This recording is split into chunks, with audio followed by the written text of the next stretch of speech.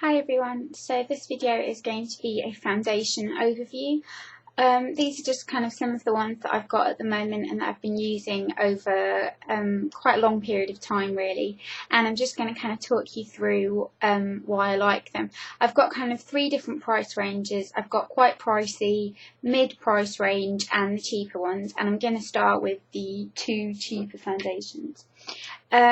The two cheaper ones I've got are by kind of very known drugstore brands. So I've got this one by L'Oreal and this one by Maybelline. I'm going to start with the L'Oreal one first. This is the L'Oreal Infallible Foundation.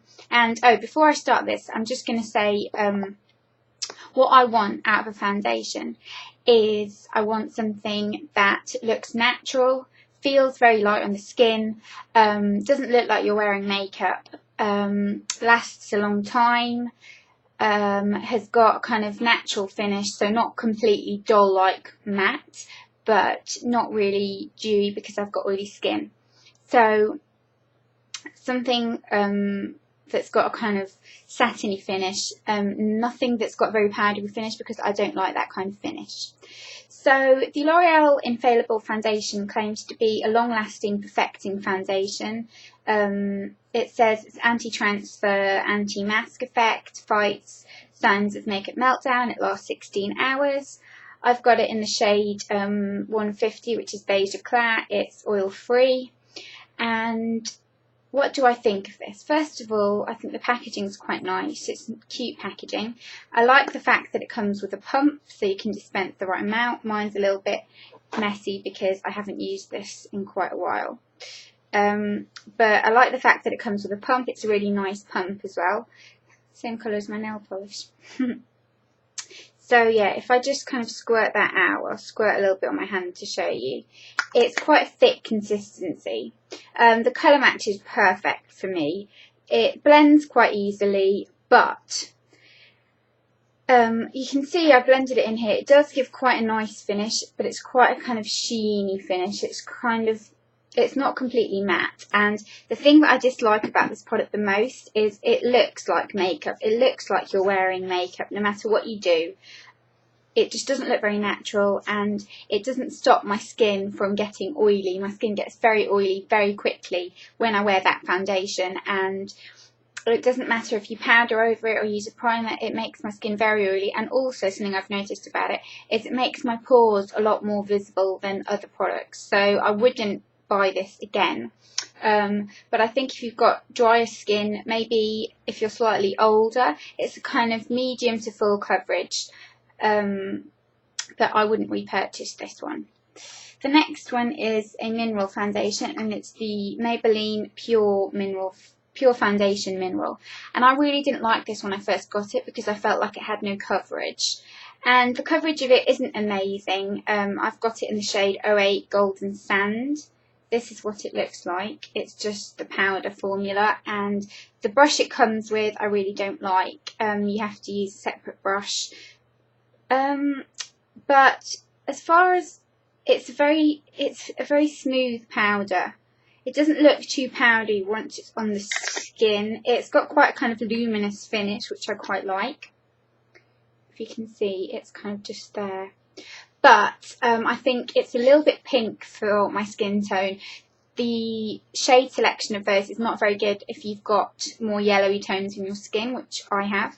And it makes my skin quite oily.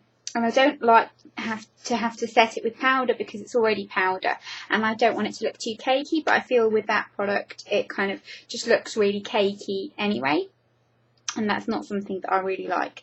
So I will use it up definitely, but I'm not really a big fan of mineral foundations.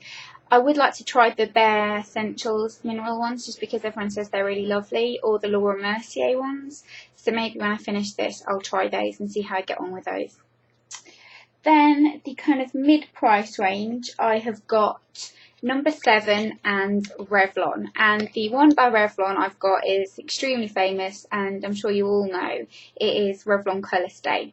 I've got it in the shade 340 Early Tan, and this foundation is kind of most long-lasting foundation I've ever found.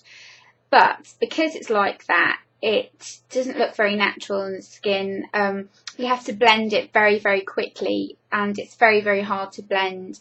And I think it's kind of good on areas where you need a little bit more coverage, so like on your chin maybe. I do that sometimes, or sometimes I mix it with a kind of dewier foundation. But it doesn't come with a pump. It's a really, really big hole for it to come out from as well. Like the NARS one doesn't come with a pump, but it's a lot nicer to use. This doesn't, the hole's just too big. The formulation and the colour selection is a little bit hit and miss. I find the colours are either too yellow or too pink. You can never get a happy medium, and this colour is a little bit too dark for me as well. It just doesn't really match my skin tone. I know that's not an indication, but it just doesn't look that great on your skin. It does last all day long, but I just don't know. I think it's a good kind of staple to have if they're ever on like 3 for 2. Pick one up and see how it works for you. I know a lot of people swear by it, but it's just not my kind of formula. I like something that looks really natural, and this is an extremely matte finish. This is the combination to oily skin one. I don't want to try the dry skin one because my skin is oily, but it's dull like matte, and I'm not a big fan of that one. Then I've got this one by Number 7, which I recently bought with the Number 7 never-ending £5 off vouchers.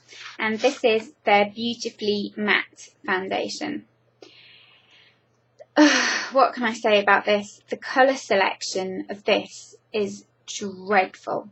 When this goes on, and I'll show you what I mean, it's orange. Now, the palest colour that they had, I'm not sure what it was called, but the palest colour that they had would have been alright on me, and I'm not pale. Like, I haven't got really, really pale skin, and that I've got it in the shade Blonde, which is I think the kind of 3rd or 4th shade in, and just look how orange that is. It's super, super orange. And I couldn't really find any shade that looked like it'd be alright, and I thought maybe once blended in it'd be a little bit better, and it does blend in a little bit. If you can kind of see there, it blends in and it's not as orange looking, but it does give that kind of orange effect, and I resent that it's called Beautifully Matte because the finish isn't completely matte. It's got a nice finish, but it doesn't hold shine, and it says here for a shine-free, soft, even finish, and it's not a it doesn't leave you looking shine-free for a long amount of time. It's just like any other foundation, really. And this was, I think, around £13, but it's the shade selection that I'm absolutely appalled by because it is just orange. Even the palest shade that they had was too orange, and I just think like, you know, you should, considering as well like a brand like Number 7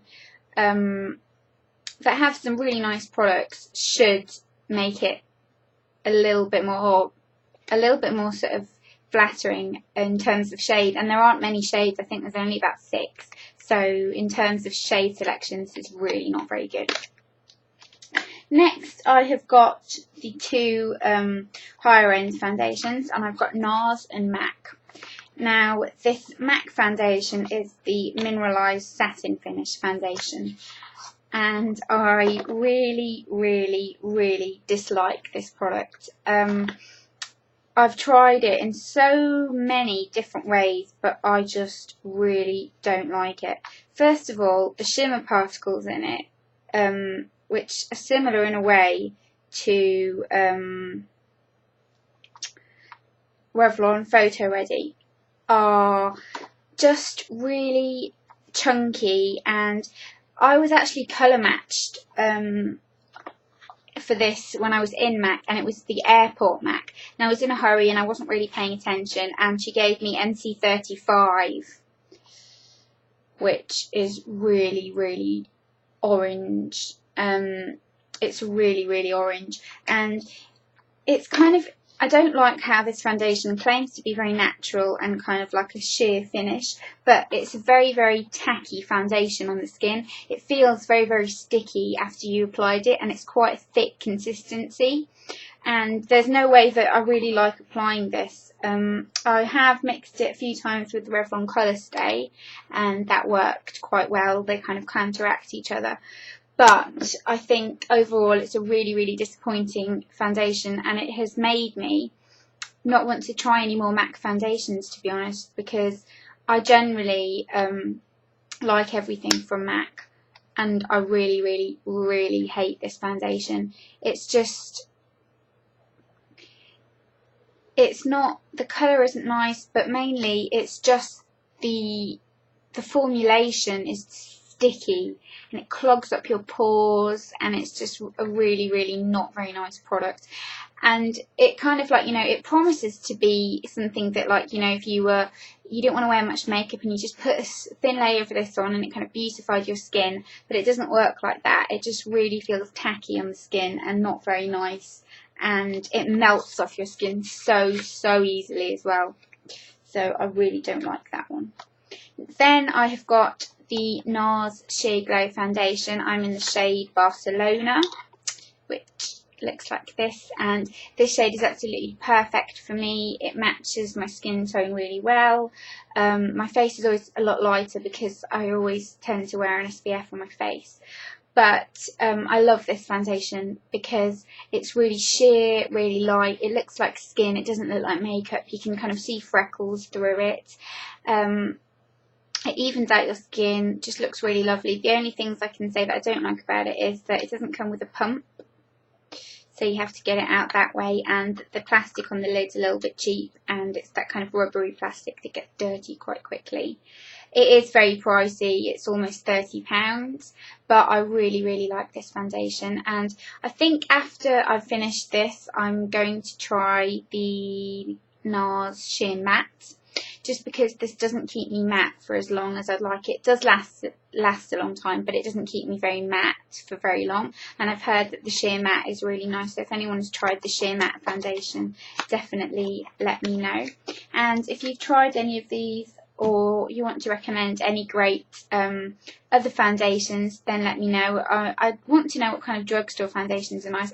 I know a lot of people have told me those two bourgeois ones, Healthy Mix and is it Bio Detox or something like that. So I'm going to get hold of those and try those definitely, because everyone's been recommending them. So don't put those in the comments because I'm going to try those. But if there's any others, any high-end ones, I really, really want to try the Chanel Aqua. It's the Aqua Vita Lumiere, I think it is. And I'm quite interested in Max Face and Body as well. So if anyone has tried those, let me know, and I will see you all soon. Bye.